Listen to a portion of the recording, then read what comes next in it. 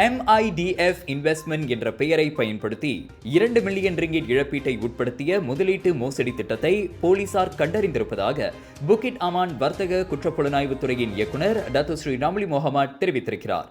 முகநூல் மூலமாக அந்த முதலீட்டு திட்டத்தில் கும்பல் ஒன்று செயல்பட்டுள்ளது தெரிய வந்திருப்பதாக அவர் கூறினார். இந்த திட்டத்தில் முதலீடு செய்த 3 முதல் 6 மணி நேரத்திற்குள் கூடுதல் லாபம் வழங்குவதும் விசாரணையின் மூலம் தெரிய வந்துள்ளது. 300 ரிங்கிட் முதலீட்டுக்கு 13,999 ரிங்கிட் லாபம் முதல் 5,000 ரிங்கிட்டிற்கு 99,999 ரிங்கிட் வரை லாபம் வழங்கக்கூடிய 8 முதலீட்டு திட்டத்தை கும்பல் ஒன்று வழங்கி வந்ததாக இன்று வெளியிட்ட அறிக்கையில் ரம்லி முகமது தெரிவித்தார். முதலீட்டுக்கான பணம் மற்றவர்களின் கணக்கின் மூலம் செலுத்த வேண்டும் என நம்பப்படுகிறது.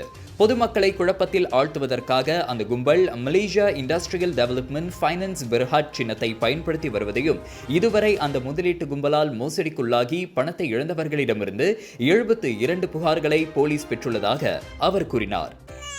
சுவாச பிரச்சனை, சளி, இருமலுக்கு உகந்த தீர்வு சைலஜா பேபி ஹெர்பல் கிரீம்.